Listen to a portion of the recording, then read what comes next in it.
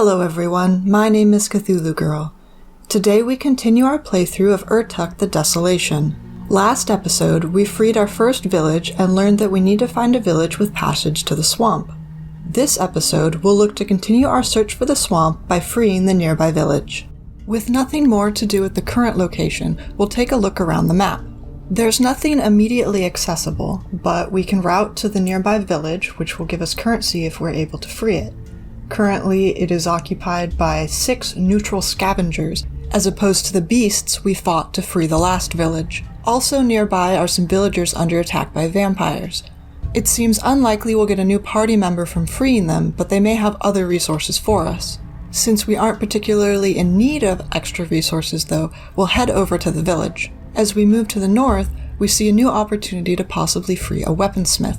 However, doing that now would require backtracking to get this village later, so we'll do the village first. Upon reaching the village, we see we will have to defeat 6 scavengers in order to capture it. Even though we will be slightly outnumbered, it looks like a normal difficulty fight. Taking a look at the map, there are a couple things we immediately notice. First, these enemies don't have fortifications like the beasts we fought previously. Second, there's one enemy all on his own.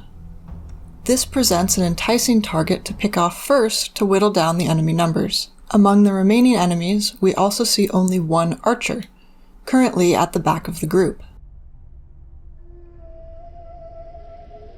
We'll start off by surrounding the single enemy on his own, making sure to use a crit formation to take him down quickly. We will surround him with our melee units, and then place our ranged units where they have appropriate line of sight.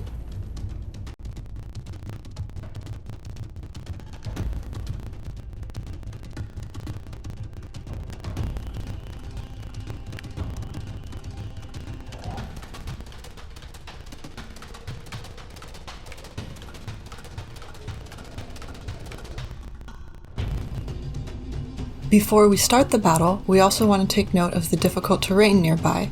Currently, Pelen is the only one in position to possibly be pushed into it if this enemy has a pushing attack. Perhaps now realizing his predicament, the surrounded enemy offers to join us if we free him from his masters. In this case, that would mean killing all the other enemies while leaving him alive.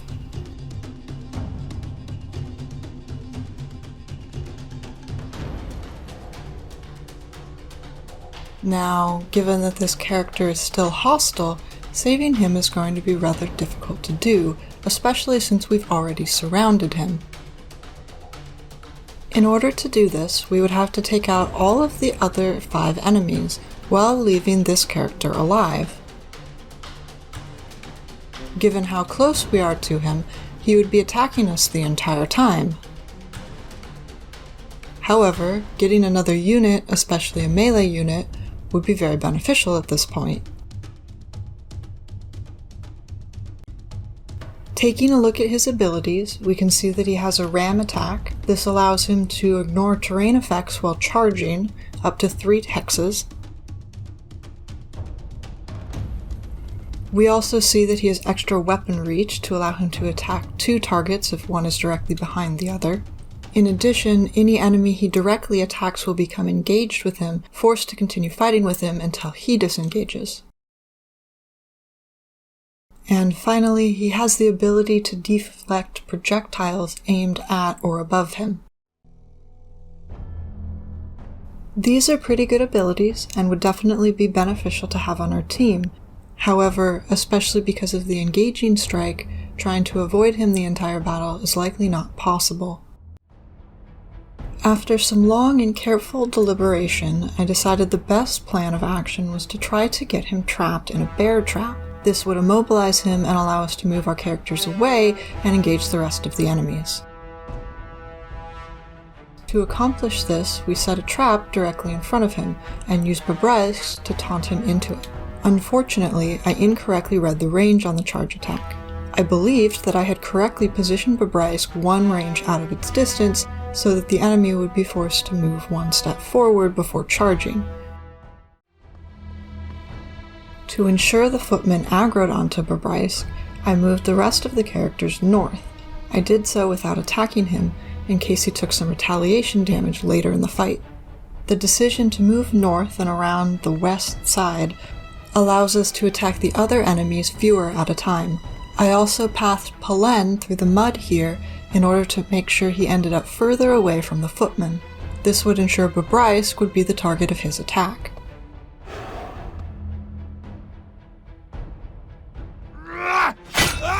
On the footman's turn, however, we see the result of my mistake in range. He's able to charge immediately over the trap and attack Bobrysk, who is now all on his own. Being a ranged unit, Bobrysk is also fairly helpless in this situation. If he attacks in melee range, the opponent will attack back. However, he can't move away because of the footman's engage ability, which, when triggered, causes the footman to immediately attack Bobrysk and pull him back. Now, since the footman became exhausted after doing that attack against Bobrysk, we might have been able to move him out of range. However, doing so would move him even further away from our allies. So we'll instead move them up to assist.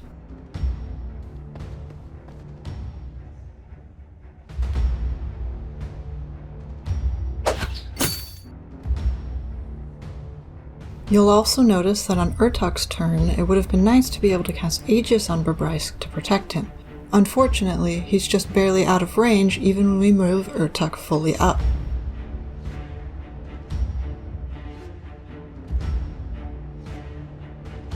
For better or worse, however, the footman decides to change targets. I believe this is because Borhitio is lower health, although I'm not entirely sure how the enemies focus units. Regardless, at this point, it's pretty clear we're going to have to kill the footman in order to move on. While I would have liked to recruit him, keeping the rest of our units alive through this fight is more important.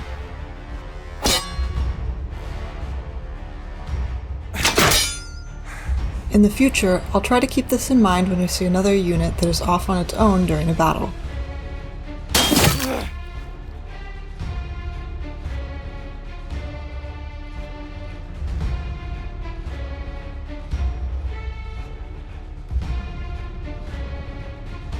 We also could have attacked with Borhitio here, since the enemy footman is exhausted and wouldn't be able to attack back.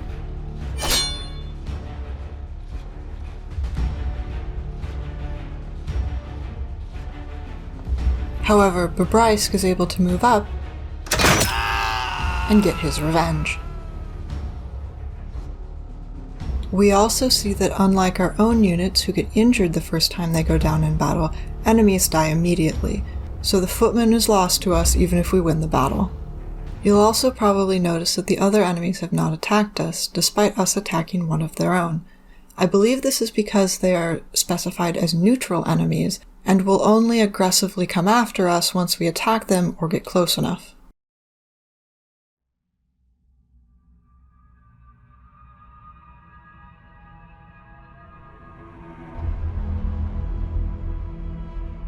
After careful examination of the remaining 6 enemies, we continue with our plan to attack from the west side.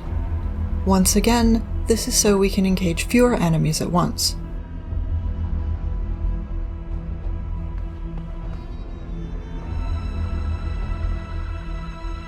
While moving Borhitio up, we also want to make sure that the enemy warlord is not within range, since those have a charge attack similar to the footman. Instead, we'll keep Borhitio out of range and start to build a small pillar on which he can stand to attack over the wall.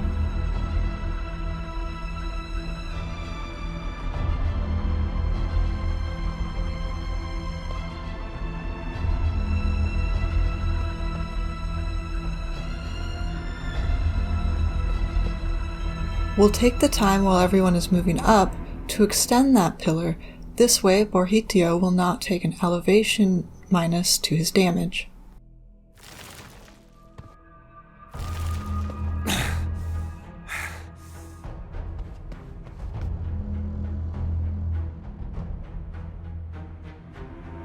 When we move Urtuk up to prepare for an imminent combat, we once again want to make sure we're out of the warlord's range. Remember that the charge attack only moves in a straight line. This allows us to hide behind the partial spiked barricade so that he can't immediately charge us. Unfortunately, the same thing cannot be said for Desolation, given that the enemy can charge diagonally. This was something I'll admit I somewhat forgot about, and now leaves our warlord immediately next to Borhitio. Because of the exact position of the warlord, Borhitio is now trapped. He can't attack the warlord since the warlord has sufficient stamina to attack him back and will do significantly more damage. Also, because of his elevation, he cannot swap with Pelen. Bobrysk is then able to move up to a position where he can hit the warlord 100%, despite the close proximity of his allies and his lower elevation. By moving up Urtuk in attacking, we can get an automatic critical hit due to Pelen's position,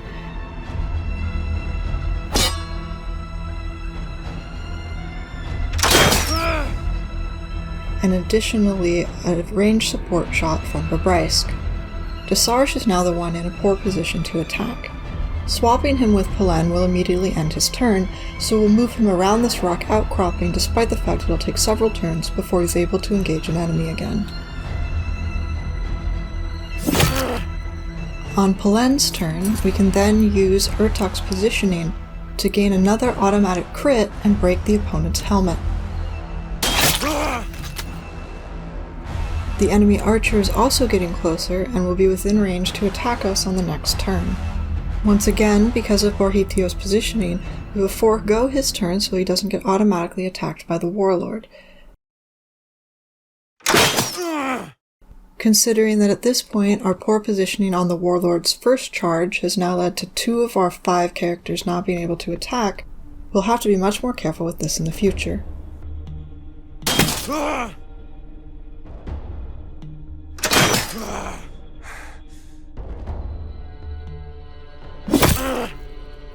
Most of the enemies appear to be coming in from the east side, which will give us a fair amount of time before they're able to reach us. However, the archer is still likely to attack us over the wall without moving around the east side like the rest of the melee enemies. The enemy archer now moves up, and with his elevated position can easily hit Bobrysk. Because of a crossbow's range, it would be very difficult for us to move Bobrysk out of the enemy archer's range with his current movement. However, because he has the light foot trait, we can swap him with Pelen, allowing him to go directly west instead of around south through the mud.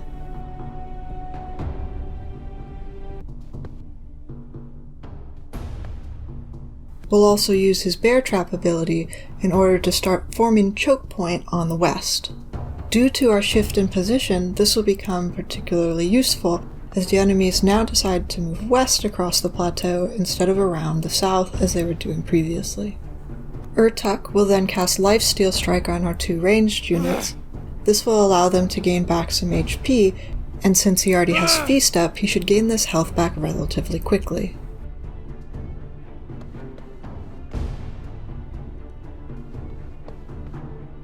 It's at this point that I notice the oil geysers on the map. These slowly spread boiling oil over the course of the fight. Boiling oil is similar to spikes as it does % health damage, however it spreads to hexes of the same or lower elevation that are adjacent to it. This now explains the dry riverbed formation along the bottom part of the map. I also couldn't quite see the elevation difference of the spikes directly above Urtuk, and thought that the oil was going to spread to the entire area that our characters currently occupy. To avoid being covered in burning oil, I felt the best course of action would be to get onto the ridge next to the geyser and attack over the top of the burning oil that I thought was going to flood the plain.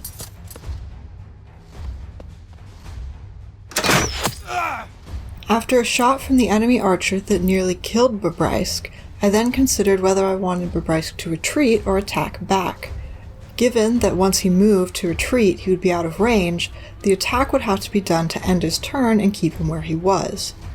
Even though he has Lifesteal Strike, this will not provide him enough life to survive another shot from the enemy archer, so instead I decided to move him back and keep him out of range. Remember that the enemy archer would have to move past the barricade and likely into our trap in order to continue pursuing Bobrysk.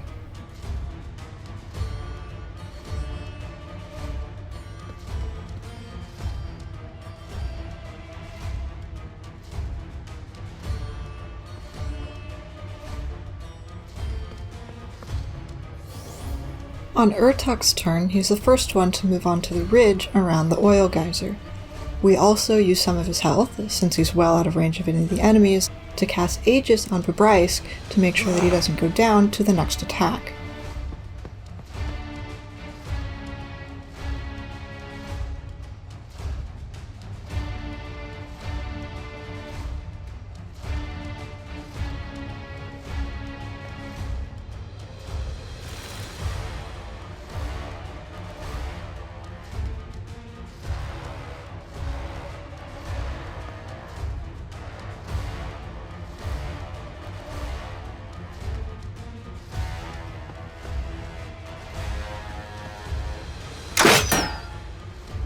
We then move Bobrysk onto the ridge in order to be further away from the enemies, and also place down another of his bear traps in hopes of getting one of the enemies immobilized at a lower elevation before they can reach us.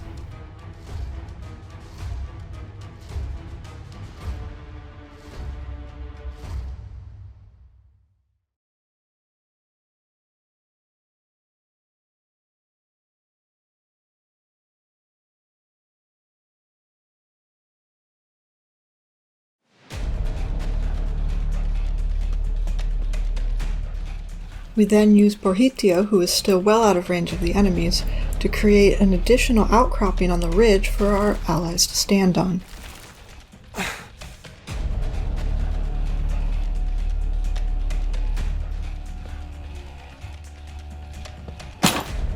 We then see the enemy assassin fall into the bear trap we left earlier. This causes one of his allies to move around on the south side, taking even longer to reach us. Since assassins tend to be fairly squishy high damage units,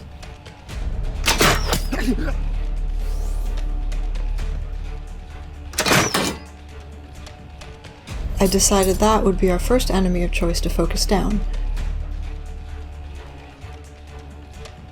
In order to get Borhitio in range of the enemy, we'll need to use his Lightfoot ability. This allows him to switch with Bobrysk and get on to the higher peak that he created earlier. From here, he should easily be able to attack the Axeman and use some of his Lifesteal Strike ability to gain back some health. Also, he has enough stamina that he can raise an additional tile next to him. This will allow Bobrysk to also have an elevated position. Still expecting the oil from the north to flood the plains, I then move Polen over next to Desarge onto the ridge. This is ideally to keep him out of the oil, although as we will see, the oil is not going to spill down into this plain.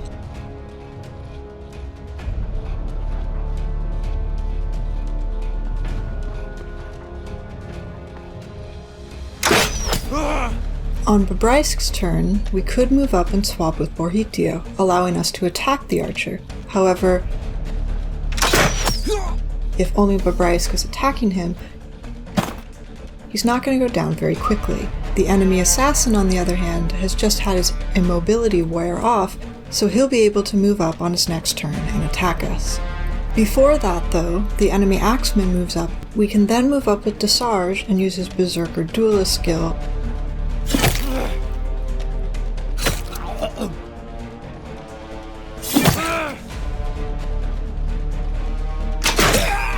to take out the Axeman. This does open him up to being attacked by the assassin from slightly higher elevation. However, moving directly to the assassin would have triggered an attack from the Axeman by moving through his zone of control. After some debate, we'll then move up Polen and use him to shield Desarge. This means if the enemy Hammerman moves up and attacks Desarge, Polen will move in and nullify the attack. However, this doesn't work on the sides of Desarge that Polen can't reach. So the enemy assassin is able to move up and get an attack against Desarge, getting the bonus damage from higher elevation. The enemy archer then moves up and attacks Bobrysk, but because of the Aegis Urtuk put on him earlier, he's perfectly fine. It's at this point that I also notice the elevation difference between the spikes and the trench through which the oil is traveling. This means it is safe for us to continue to fight from our current position, as the oil is not going to come and drench us. On Bobrysk's turn, we'll place down a bear trap to stop the oncoming Hammerman, while continuing to focus down the assassin. Since we've been taking down enemies, Urtuk has also regened a good amount of health from Feast, and can use Lifesteal Strike on Bobrysk to help him also regain health. To keep him out of range of the archer, we'll also move him back 1 hex. On Desarge's turn, we'll take out the enemy assassin. This is possible because of his Berserker Duelist skill. Also notice that because of the Bloodlust mutator we gave him last time,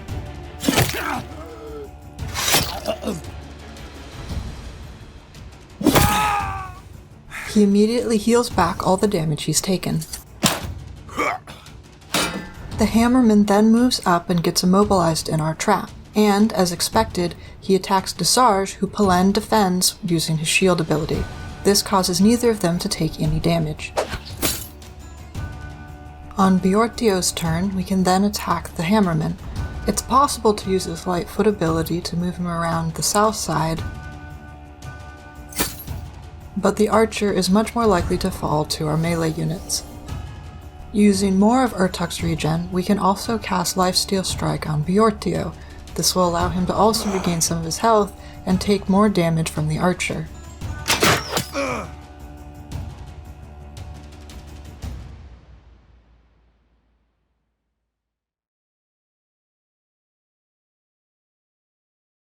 Then, using a combination of Bobrysk and Desarge, we can take down the enemy Hammerman,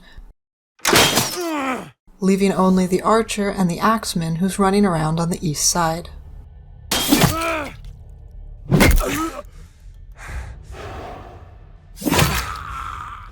At this point, we also unlock the achievement trait Mass Killer for Desarge. In the last episode, we unlocked the same thing for Bobrysk. Once again, this is triggered by killing 2 enemies within 2 turns, and continued progress will allow us to gain speed after a kill, meaning our next turn comes up again sooner. At this point, it's finally time to take on the archer. To do this, we'll move everyone up toward the archer and onto the plateau so they're further away from the remaining axemen.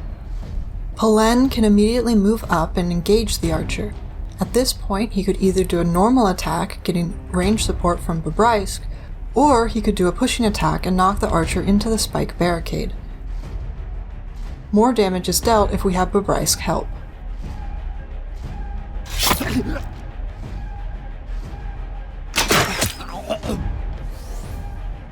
On the enemy's turn, you'll notice he's able to get a critical hit against Desarge.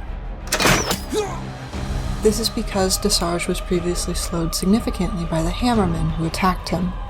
Using Bobrysk's Lightfoot ability, we can then swap places with Urtuk and get in range to get another shot off. Bjortio can then move up onto some of the elevation he raised earlier and get an attack off that almost finishes him off. Urtuk is unfortunately out of range to finish off the archer, however he can move up to stay with the group and use another charge of Lifesteal Strike on Bobrysk. On the enemy turn, the axeman moves up and is now within 1 turn of attacking us, whereas the archer chooses the lower health Urtuk to focus. But that doesn't last long. Pelen is able to move up and use his bash attack, this time to get the extra environmental damage and finish off the archer. This leaves us with only 1 enemy left on the map. To finish off that enemy, we'll be taking the high ground and gaining bonus damage from elevation.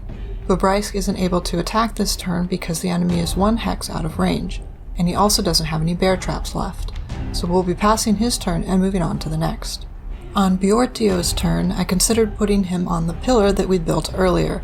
However, doing so would make it very difficult for any of his allies to support him and keep him from being attacked. So in the end, I decided to move him up onto the plateau with the rest of the allies, even though it meant he wouldn't get an attack in this turn. We can then do some shuffling with Bjortio and Urtuk in order to get Pelen in optimal position to take the brunt of the attack. The axeman, then perhaps sensing our plan, decides to go back around and approach the plateau from the east. Given how much time he spent in that area for the rest of combat, perhaps this decision is not all too surprising. To settle his indecision, we'll be splitting the party, with some going along the plateau and some going along the plains below. Since ranged have the most advantage from the elevation, we'll be using primarily Pelen to move along the bottom and force the enemy into us. On Bjortio's turn, we can then see the effect of the traps the assassin laid earlier. These mark a target and allow its allies to get critical hits against him later.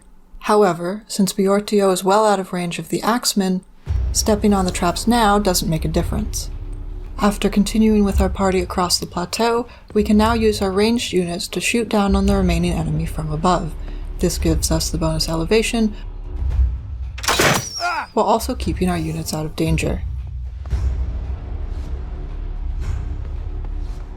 We'll then move up Bjortio in order to land another attack. However, since the plateau is accessible in this area, we'll also want to move an ally up in front of him. Since Desolation is too far in the back, this will be left to Urtuk. While he's significantly squishier, he should be able to take one hit from the axeman. However, I realized at the last moment that moving him into this position would cause him to walk across another trap. Given Bjortio's current health, I don't think that's necessary. With another shot from Bobrysk, we're nearly able to take out the final enemy. On Polen's turn, we can also move up, forcing the enemy to move again or be engaged.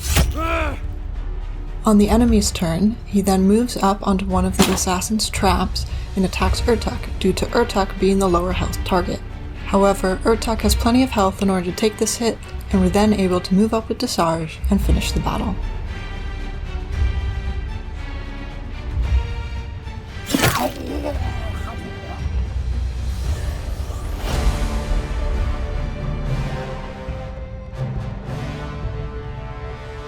Having successfully completed the battle, we then gain a new set of steel javelins for Bjortio, in addition to the regular trillium and life essence. We are then offered more mutators, two of which are the Lightfoot ability we have on Bjortio and Bobrysk. There's also an improviser which works with focus abilities.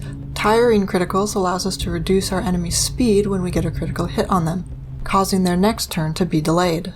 And the last one we've seen before is Acid, which reduces a target's armor. We can also see that Polen and Bobrysk have leveled up. We'll pass on these mutators for now in hopes of saving up our life essence to gain better ones later. To start off upgrading our party, we'll give Bjortio the new steel javelins. We'll then level up Bobrysk with an additional point in agility so his turn comes up sooner, and 2 more points in strength for more damage. For Polen, I briefly considered doing the same thing, so that he can deal both more damage and have his turn come up sooner. However, since he's our tank, I decided to put that extra point into vitality instead of agility. This will give him more maximum health so he can take more hits. Now that we're done with our party, let's take a look at the village we just freed.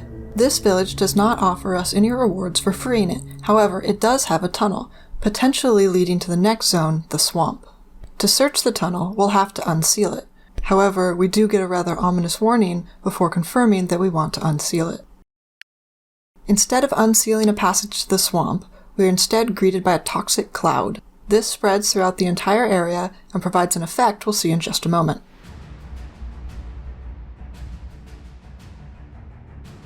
We can now see in the top left that we have a global calamity effect called Acid Cloud. This applies acid to everyone at the start of every battle. This means both us and our enemies will have their armor significantly hampered. For us, this is most relevant to Polen, but it means that previous enemies like the Hammermen or the Axemen that we fought would also have their armor reduced. Taking a look at the map again, we can also see that a 4-character party has spawned on the village we conquered last episode. This is another potential target we could have for next week's episode, in addition to the vampires and the rescue of the weaponsmith we saw previously. With nothing left to do at our current location, we'll leave off there and complete our 3rd episode of Urtuk the Desolation. We've now freed our 2nd village, found our first tunnel, and unleashed our first global calamity. Next time we'll explore the map further and see what new encounters await us. Remember to leave any feedback in the comments, like the video if you liked it, and subscribe for the next episode. This has been Cthulhu Girl, and have a wonderful day everyone.